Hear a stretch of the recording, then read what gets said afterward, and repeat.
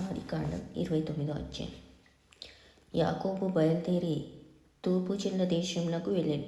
అతడు చూచినప్పుడు పొలములో ఒక బావి కనబడే, అక్కడ దాని యొద్ద గొర్రెల మందలు 3 పండుకొని ఉండెను. కాపర్లు మందలకు ఆ బావి నీళ్లు పెట్టుదు. ఒక పెద్ద రాయి ఆ బావి మీద మూత వేసి ఉండెను. అక్కడికి మందలన్నీ కూడి వచ్చినప్పుడు బావి మీద నుండి ఆ రాతిని పొర్లించి గొర్రెలకు నీళ్లు పెట్టి తిరిగి బావి మీద రాతిని దాని చోట నుంచుదు. యాకోబు వారిని చూచి, అన్నలారా, మీరెక్కడి వారని అడుగగా వారు, మేము హారాను వారమనిది. అతడు, నాహోరు కుమారుడగు లాబానును మీరెరుగుదురా అని వారిని అడగగా వారు ఎరుగుదుమనిది. మరియు అతడు క్షేమంగా ఉన్నాడా అని అడుగగా వారు క్షేమంగానే ఉన్నాడు, ఇదిగో అతని కుమార్తె అయిన రాహేలు గొర్రెల వెంట వచ్చుచున్నదని చెప్పిరి. అతడు, ఇదిగో ఇంకా చాలా ప్రొద్దు ఉన్నది, పశువులను పోగు చేయు వేళ కాలేదు, గొర్రెలకు నీళ్లు పెట్టి పోయి వాటిని మేపుడని చెప్పగా వారు, మందలన్నీ పోగు కాక మునుపు అది మా వలన కాదు. తరువాత బావి మీద నుండి రాయి పొల్లించుదురు, అప్పుడే మేము గొర్రెలకు నీళ్లు పెట్టుదుమనిది. అతడు వారితో ఇంకా మాటలాడుచుండగా రాహేలు తన తండ్రి గొర్రెల మందను తోలుకొని వచ్చెను.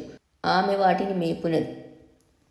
యాకోబు తన తల్లి సహోదరుడైన లాబాను కుమార్తెయగు రాహేలును, తన తల్లి సహోదరుడగు లాబాను గొర్రెలను చూచినప్పుడు అతడు దగ్గరికి వెళ్ళి బావి మీద నుండి రాతిని పొర్లించి తన తల్లి సహోదరుడగు లాబాను గొర్రెలకు నీళ్లు పెట్టాను. యాకోబు రాహేలును ముద్దు పెట్టుకొని ఎలుగెత్తి ఏడ్చెను.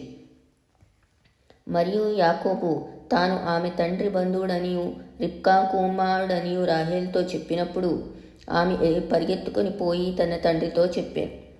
లాబాను తన సహోదరి కుమారుడైన యాకోబు సమాచారం వినినప్పుడు అతని ఎదుర్కొనుటకు పరిగెత్తుకొని వచ్చి అతని కౌగలించి ముద్దు పెట్టుకొని తన ఇంటికి తోడుకొని పోయే. అతడు ఈ సంగతులన్నీ లాబానుతో చెప్పాను. అప్పుడు లాబాను, నిజముగా నీవు నా ఎముకయు నా మాంసంనై ఉన్నావు అనేను. అతడు నెల దినములు అతని యొద్ద నివసించిన తరువాత లాబాను, నీవు నా బంధువుడవైనందున ఊరకే నాకు కొలువు చేస్తావా? నీకేమి జీతం కావాలనో చెప్పుమని యాకోబుని అడిగాను. లాబానుకి 2 కుమార్తెలుండిరి. వారిలో పెద్దదాని పేరు లేయా, చిన్నదాని పేరు రాహేలు. లేయా జబ్బు కండ్లు గలది, రాహేలు రూపవతియు సుందరియునై ఉండేను. యాకోబు రాహేలును ప్రేమించి, నీ చిన్న కుమార్తె అయిన రాహేలు కోసము నీకు 7 సంవత్సరములు కొలువు చేసేదనెను. అందుకు లాబాను, ఆమెను అన్యునికిచ్చుట కంటే నీకిచ్చుట మేలు, నా యొద్ద ఉండుమని చెప్పగా యాకోబు రాహేలు కోసము 7 సంవత్సరములు కొలువు చేసెను.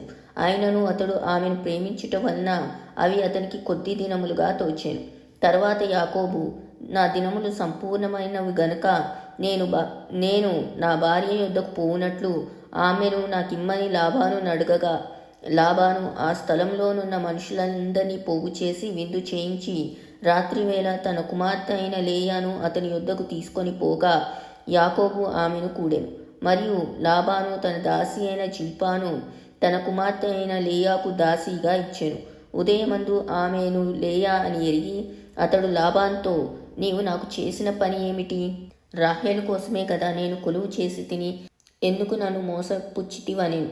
అందుకు లాబాను, పెద్దదాని కంటే ముందుగా చిన్నదాని నిచ్చుట మా దేశ మర్యాద కాదు. ఈమె యొక్క వారము సంపూర్ణము చేయుము. నీవిక 7 సంవత్సరములు నాకు కొలువు చేసిన ఎడల అందుకై ఆమెను కూడా నీకిచ్చేదనని చెప్పగా యాకోబు అలాగు చేసి ఆమె వారం సంపూర్తి అయిన తరువాత అతడు తన కుమార్తె అయిన రాహేలును అతనికి భార్యగా ఇచ్చెను. మరియు లాబాను తన దాసియగు బిల్హాను తన కుమార్తె అయిన రాహేలుకు దాసిగా ఇచ్చెను. యాకోబు రాహేలును కూడెను. మరియు అతడు లేయా కంటే రాహేలును బహుగా ప్రేమించి అతనికి మరి 7 ఏండ్లు కొలువు చేసెను. లేయా ద్వేషింపబడుట యెహోవా చూచి ఆమె గర్భము తెచ్చెను. రాహేలు గొడ్రాలై ఉండెను. లేయా గర్భవతి అయి కుమారుని కని, యెహోవా నా శ్రమను చూచియున్నాడు గనుక నా పెనిమిటి నన్ను ప్రేమించును గదా అనుకొని అతనికి రూబేను అని పేరు పెట్టాను. ఆమె మళ్ళా గర్భవతి అయి కుమారుని కని, నేను ద్వేషింపబడితినన్న సంగతి యెహోవా విన్నాడు గనక ఇతని కూడా నాకు దయచేసిన అనుకొని అతనికి షిమ్యోను అని పేరు పెట్టాను. ఆమె మరలా గర్భవతి కుమారుని కని, తుదకు ఈసారి నా పెనిమిటి నాతో హత్తుకొని ఉండును, అతనికి 3 కుమారులను కంటిననుకొనెను. అందుచేత అతనికి లేవి అను పేరు పెట్టాను. ఆమె మళ్ళా గర్భవతి అయ్యే కుమారుని కని ఈసారి యెహోవాను స్తుతించెదను అనుకొని యూదా అని పేరు పెట్టాను. అప్పుడు ఆమెకు కాన్పు ఉడిగాను.